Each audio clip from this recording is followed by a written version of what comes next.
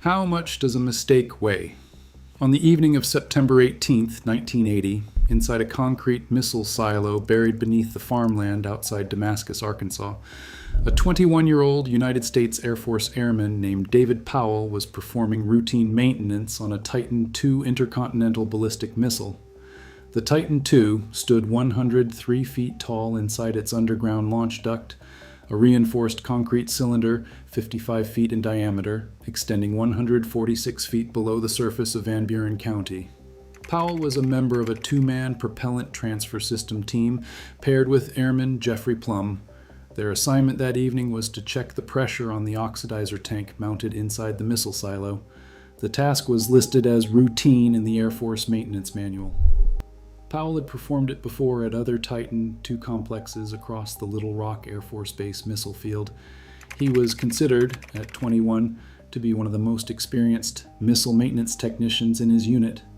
But this was not the day the task was supposed to happen, and the accumulation of small decisions that placed David Powell inside that silo on that evening, holding that tool at that hour, is the reason this story exists. Powell and Plum had already completed their scheduled maintenance tasks at another Titan II silo earlier that afternoon. They thought they were finished. They were driving back to base in their Air Force truck when their team chief radioed with new orders. Before returning to Little Rock Air Force Base, they were to stop at Launch Complex 374-7 in Damascus and perform an additional pressure check.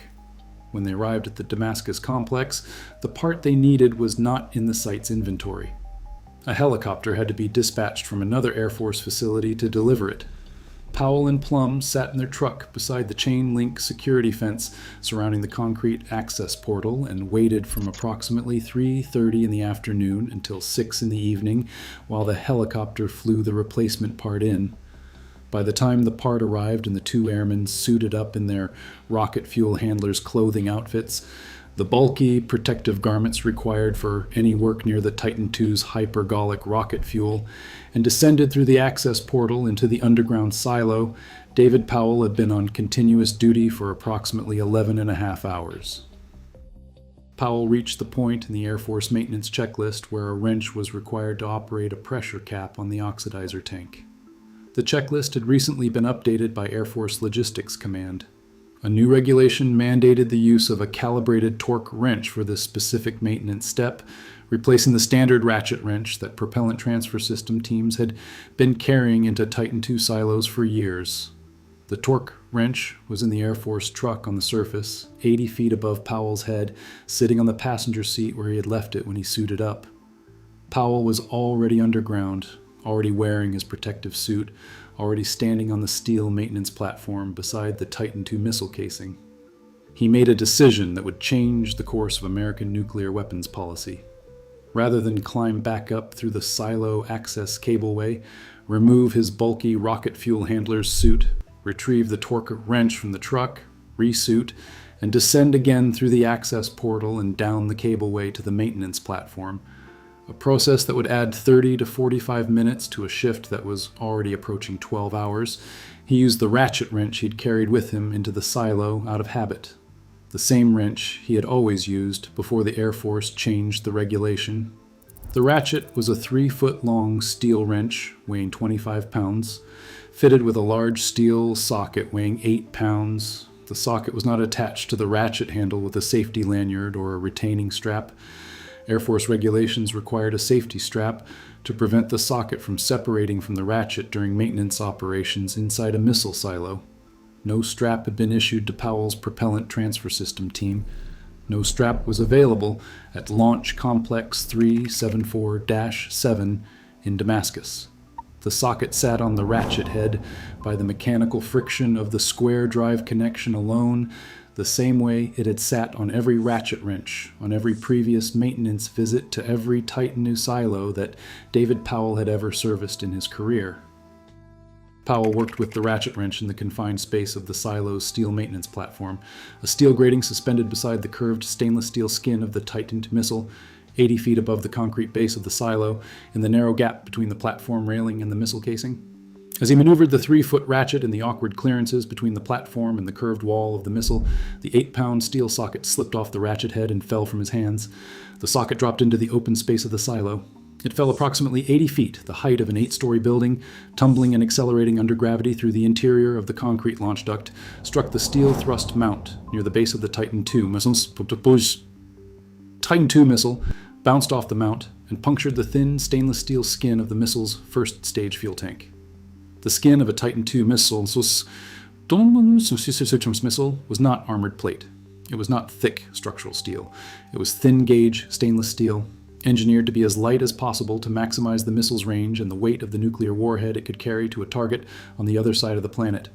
The missile's skin was a flight component designed to contain pressurized rocket fuel during powered flight through the atmosphere. It was not designed to resist the impact of an 8-pound steel socket dropped from 80 feet.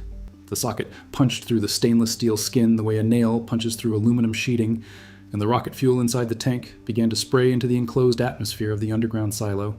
The rocket fuel inside the Titan II's first stage tank was Aerozine 50, a mixture of hydrazine and unsymmetrical dimethylhydrazine that is among the most toxic and volatile substances used in the American aerospace industry. The oxidizer stored in the missile's second stage tank, directly above the fuel tank, was nitrogen tetroxide, a reddish-brown liquid that produces choking toxic fumes on contact with air.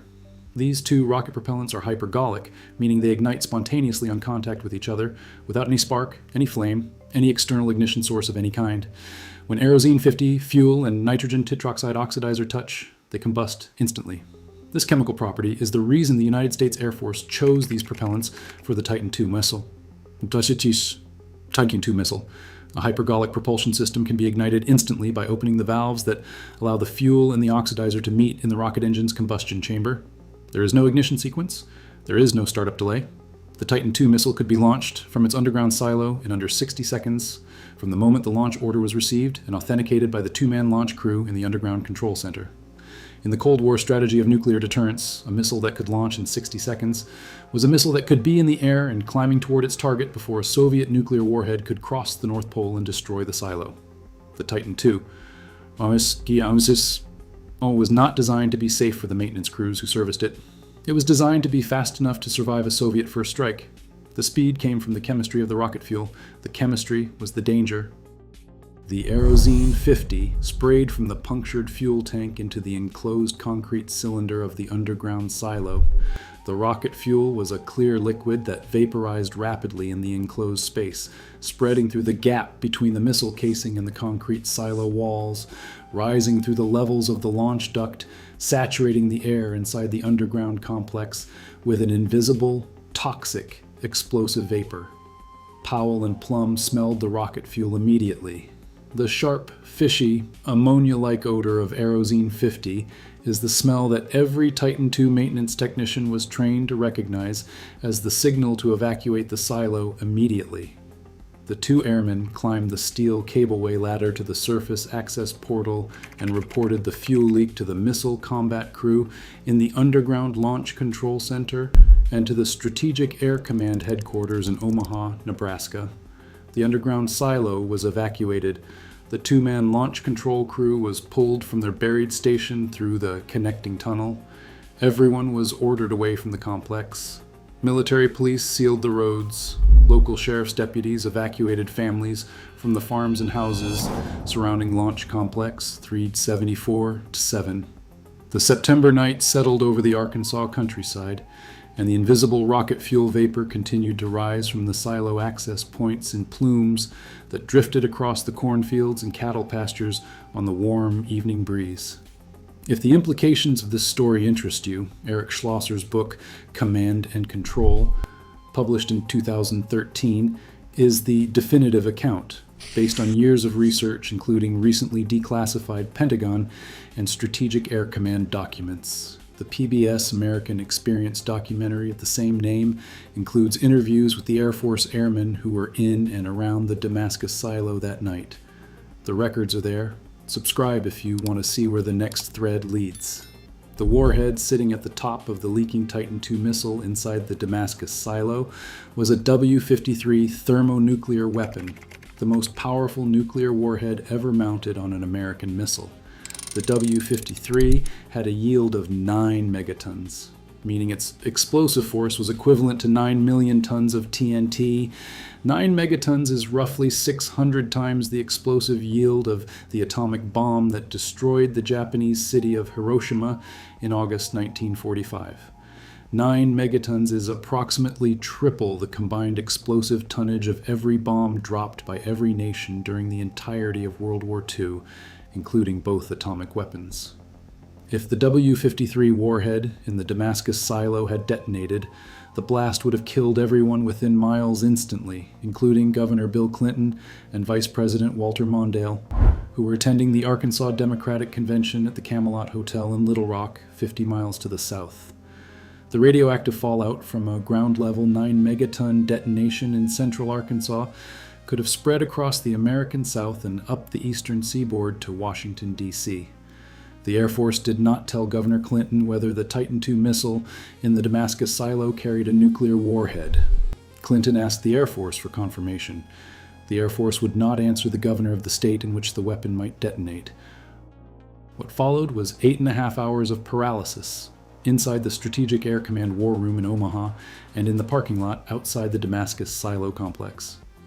Air Force generals and missile engineers in Omaha attempted to direct the emergency response from 1,200 miles away, issuing orders to local Air Force commanders who were standing in a gravel parking lot outside the chain-link security fence, watching invisible rocket fuel vapor rise from the concrete access portal, unable to see the Titan II missile underground, unable to measure the fuel concentration from the surface, and unable to enter the silo without risking death from the toxic and potentially explosive atmosphere inside.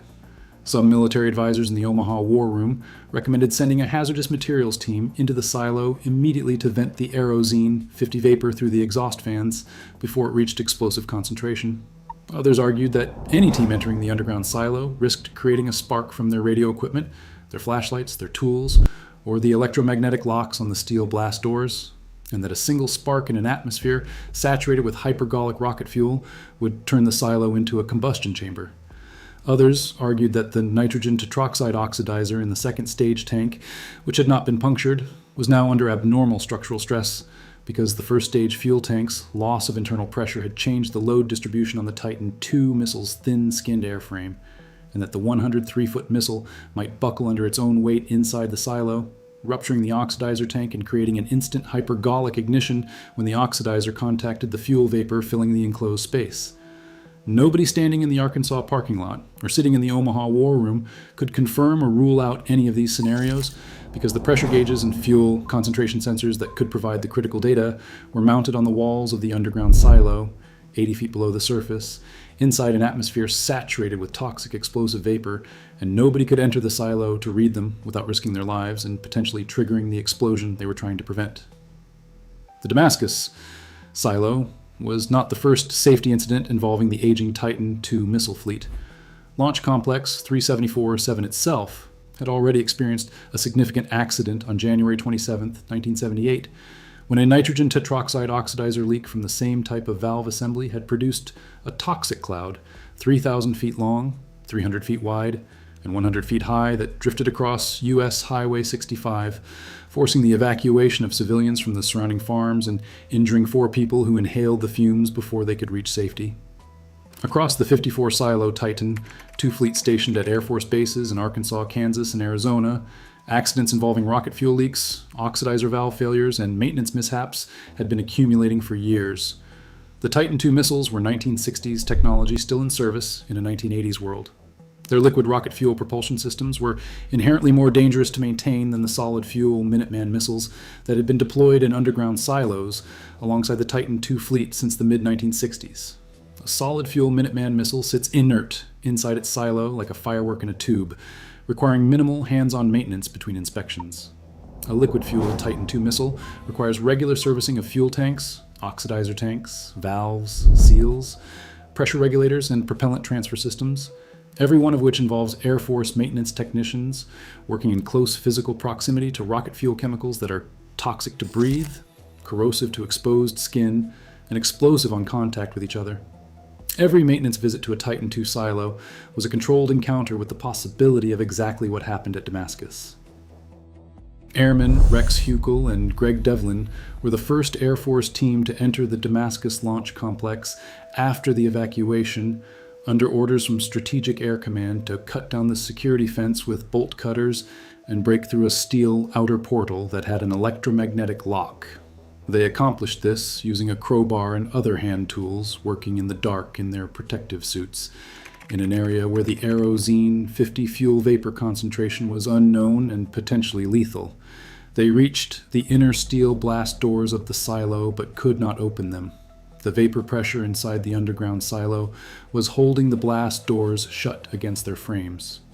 At approximately 3 in the morning on September 19, 1980, 8.5 hours after the socket dropped from David Powell's ratchet wrench, Senior Airman David Livingston and Sergeant Jeff Kennedy entered the Damascus launch complex in their rocket fuel handlers' suits to take vapor concentration readings inside the silo. Livingston was 21 years old, Kennedy was a sergeant. They descended through the access portal, activated their handheld fuel vapor monitoring equipment, and found that the Aerozine 50 concentration inside the underground silo was at the maximum level their instruments could measure. The silo was fully saturated with explosive rocket fuel vapor. The atmosphere inside the concrete launch duct was an explosive mixture of Aerozine 50 vapor and air, waiting for an ignition source that could come from any electrical contact, any static discharge, any mechanical spark anywhere inside the 146-foot deep concrete cylinder. Livingston and Kennedy climbed back to the surface through the access portal. They emerged into the open Arkansas night air. They sat down on the concrete edge of the access portal to rest and to await further instructions from the chain of command that had been debating what to do for 8.5 hours in Omaha and in the parking lot and on the radio and on the telephone. They were sitting on the concrete when the Titan II missile exploded beneath them. The explosion was a chemical detonation of the Aerozine 50 rocket fuel vapor, not a nuclear detonation of the W-53 warhead. The massive volume of fuel vapor that had been accumulating inside the underground silo for 8.5 hours reached an ignition source that was never conclusively identified by the Air Force investigation. The chemical explosion was instantaneous and enormous. The force of the detonation blew the launch duct closure door, the reinforced steel and concrete slab weighing 740 tons that was designed to slide open on steel rails when the Titan II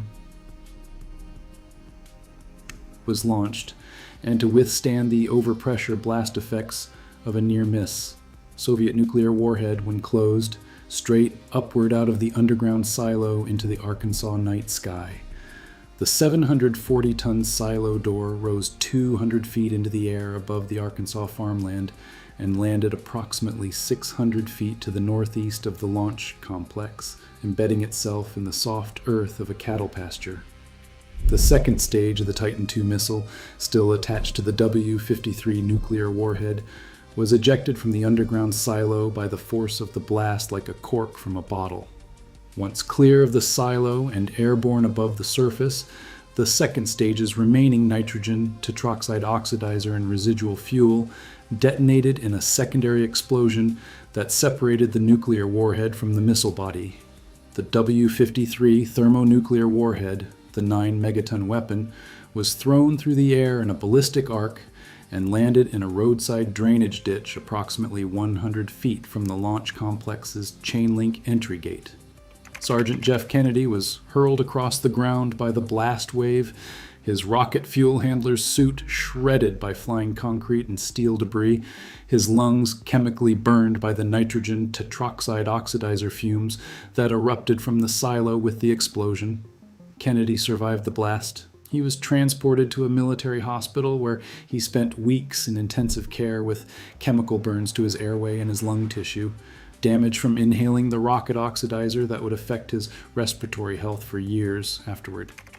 Senior Airman David Livingston was found in the wreckage near the concrete access portal, critically injured by the blast, by the flying debris from the destroyed silo infrastructure, and by the toxic rocket fuel combustion products that he had inhaled. Livingston was transported by military helicopter to a hospital in Little Rock. He died of his injuries shortly after arrival. He was 21 years old, the same age as David Powell, the airman who dropped the socket 8.5 hours earlier. Livingston was posthumously promoted to the rank of Staff Sergeant by the United States Air Force. His family received the notification that every military family dreads, delivered not from a battlefield in a foreign country, but from a missile silo in the farmland of rural Arkansas, 50 miles from the state capital, on a Thursday night in September, because an 8-pound steel socket had no safety strap. 21 other Air Force personnel and civilian emergency responders in the vicinity of the Damascus silo blast sustained injuries ranging from impact wounds caused by flying debris to chemical burns on exposed skin to respiratory damage from inhaling the toxic cloud of oxidizer and fuel combustion products that the explosion dispersed across the surrounding countryside. The W-53 nuclear warhead did not detonate. The safety features engineered into the W-53 by the weapons designers at Sandia National Laboratories in Albuquerque, New Mexico, operated as designed. A thermonuclear weapon requires a precisely sequenced chain of events to achieve detonation. The arming system must activate, the firing sets must charge, the high explosive lenses surrounding the fissile uranium core must fire with perfect symmetry to compress the core to supercritical density. The chemical explosion inside the Damascus silo could not trigger the sequence. The core contained highly enriched uranium rather than plutonium, which largely eliminated the risk of radioactive contamination from a damaged warhead. No nuclear material was dispersed. No fallout occurred. The warhead had been designed to destroy a Soviet city. It had also been designed not to destroy an American state by accident. Both designs worked.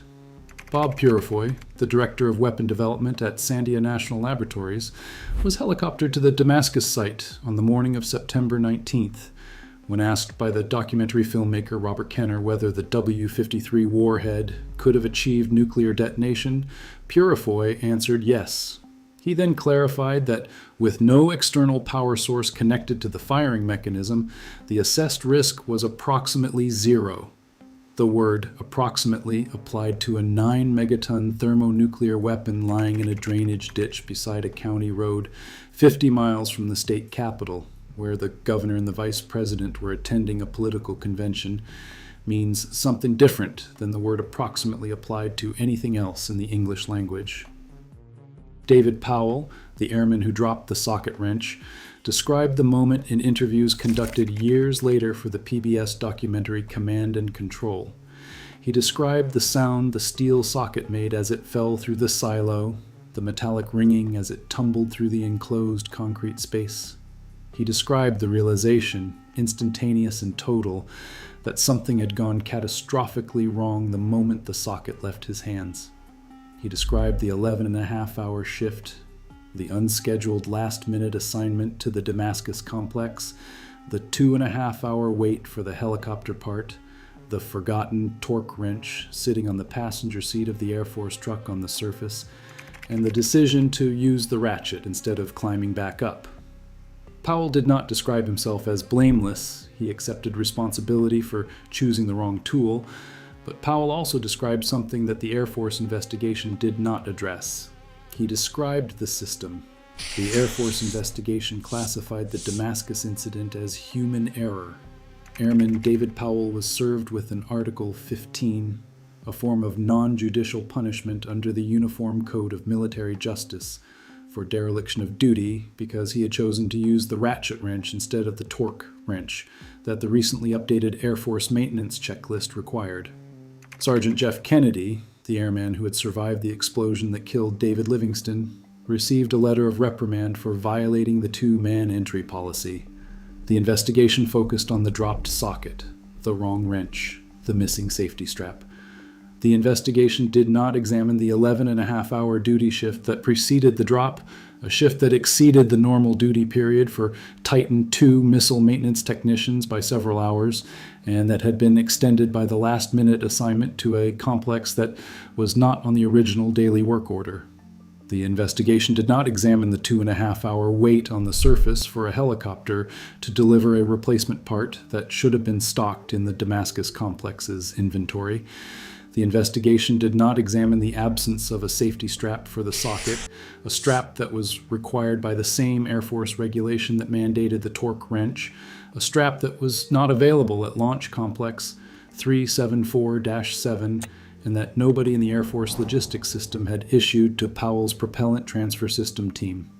The investigation did not examine the recent change to the maintenance checklist that mandated a calibrated torque wrench the airman had not been trained on and had left in his truck 80 feet above him because the checklist change was so recent that the new procedure had not yet become muscle memory for the technicians who were expected to follow it.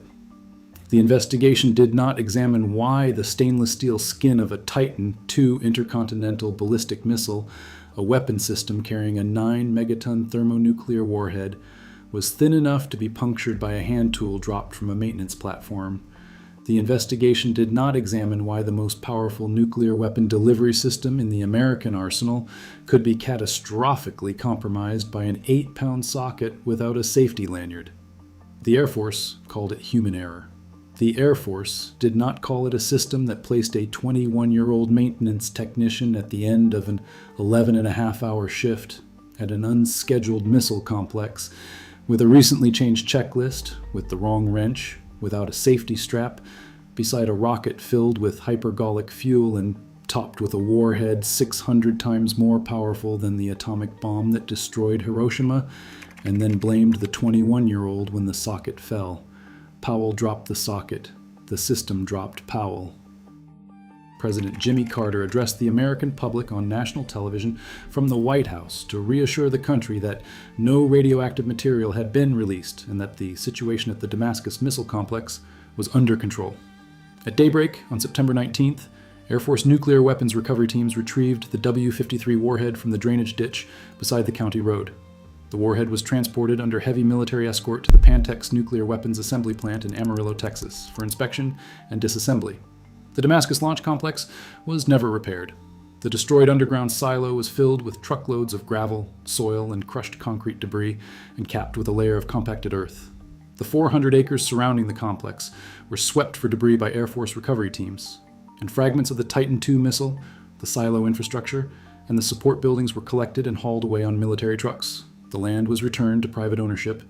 The site was listed on the National Register of Historic Places on February 18, 2000, a designation that acknowledges the historical significance of a place where an 8-pound socket nearly triggered the detonation of the most powerful nuclear weapon in the American arsenal, and where a 21-year-old Air Force airman named David Livingston died because he was ordered to enter an underground silo saturated with explosive rocket fuel vapor to take a reading that the instruments on the surface could not provide. If you drive to Damascus, Arkansas today, there is not much to see. A mound of gravel and compacted earth covers the silo on private farmland along a rural county road. Trees have grown over the old Air Force access roads. The chain-link security fence is gone. The concrete pad where the access portal stood, the same concrete edge where Livingston and Kennedy sat down to rest at 3 a.m. before the missile exploded beneath them, is buried under dirt and gravel. There is no plaque with David Livingston's name. There is no memorial. The mound of gravel is what remains.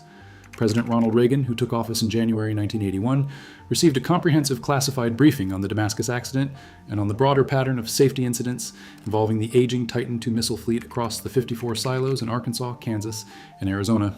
Within a year of taking office, Reagan ordered the accelerated retirement of all 54 Titan II intercontinental ballistic missiles in the American nuclear arsenal. The Titan II fleet was deactivated silo by silo over the following 6 years. The last Titan II missile was removed from its silo in 1987. The W-53 thermonuclear warhead was retired from the American nuclear stockpile the same year. The weapon system that an 8-pound socket had nearly unleashed on the state of Arkansas was decommissioned permanently, and the B-83 gravity bomb, with a maximum yield of 1.2 megatons, became the most powerful nuclear weapon remaining in the American inventory, a device 1/7 the power of the warhead that had landed in a drainage ditch in Damascus, Arkansas, because a 21-year-old airman who had been on duty for 11.5 hours forgot the torque wrench in his truck and used a ratchet instead, and the 8-pound socket slipped off because there was no safety strap, and nobody in the Air Force logistics system had given him one. I started with a question about the weight of a mistake. The mistake weighed 8 pounds. It was a steel socket, not secured by a safety lanyard, fitted to a 3-foot ratchet wrench that should not have been inside the Damascus missile silo in the first place. The socket fell 80 feet inside the underground launch duct, bounced off a steel thrust mount, and punctured the fuel tank of a Titan II intercontinental ballistic missile, carrying the most powerful nuclear warhead in the American arsenal, a thermonuclear weapon with a yield of 9 megatons, 600 times the explosive force that destroyed the city of Hiroshima, the Aerozine. 50 rocket fuel leaked for 8.5 hours while the Strategic Air Command in Omaha debated what to do from 1,200 miles away. The Titan II missile exploded at 3 in the morning. The 740-ton silo door was blown 200 feet into the Arkansas sky. The 9-megaton warhead was thrown into a drainage ditch beside a county road. The warhead did not detonate. 1 airman died, 21 were injured. The Air Force classified it as human error. The tool weighed 8 pounds. The man who died weighed more. The system that placed them both inside the silo at the end of an 11.5-hour shift, with the wrong wrench, without a safety strap, at an unscheduled complex, beside a 9-megaton warhead, weighed more than everything. The Titan II Missile Museum in Green Valley, Arizona, a decommissioned Titan II complex preserved as a National Historic Landmark, offers guided tours of an identical underground silo. The tour descends 55 stairs to the Launch Control Center and includes a view into the actual concrete launch duct where a Titan II missile once stood. If you want to stand where the missile stood and look up the silo and understand the dimensions of the space where the socket fell 80 feet, the museum is open to the public. The socket is not on display. The ratchet wrench is not on display. David Livingston's name is not on any wall at the museum or at the Damascus site. The tool that started everything weighed 8 pounds. The man who died weighed more. The system that put them both in the silo weighed more than either of them. There are more of these stories. More machines, more furnaces, more men who went into the dark and came out different or didn't come out at all. Subscribe if you want to see what I pull from the records next. If you want to see how 2,925 tons of explosives in the cargo hold of a French munitions ship turned a Halifax harbor fire into the largest man-made explosion before the atomic bomb, that video is on screen now.